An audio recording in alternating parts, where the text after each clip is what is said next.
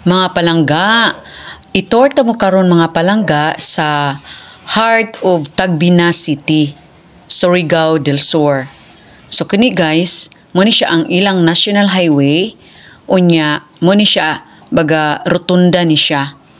O look at taas kay ni siya guys, og pagpadung nato dito guys, makitaan gyud nato ang pinaka uyok na gid sa ilang heart of the city. Okay, look at mo ni siya makita nato diri guys ang ilang mga business facility guys. So baga this is business area nga place sa atong Tagbina City.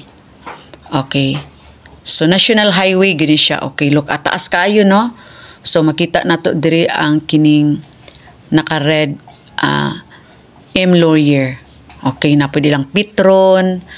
Then kini next is M Laurier, Cebuana Laurier to siya. Paspas kaayo padagan atong driver. Oy, namo na po ni ang ilang elementary school. Nice kay ni siya mga palangga.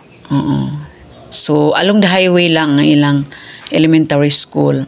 The next, murag pagawas na tahapit ani guys, makita din nato diri ang ilang Kantilan Bank. Diri taod-taod lang ha. Murag nag-advance ko sa akong voice over.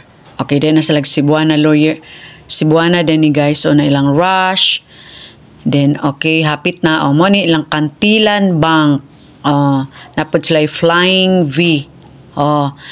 Pag abot na to diri nga portion mga palangga sa ilang heart of the city sa Tagbina, murag mo gawas na dili murag guys, mao ni gini siya. Pagawas na ta, mao ni siya ang last nga rotunda nila.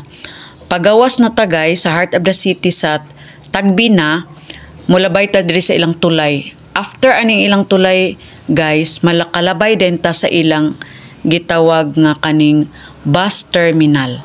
Okay, wait lang ha. Tanawa ang ilang bus terminal.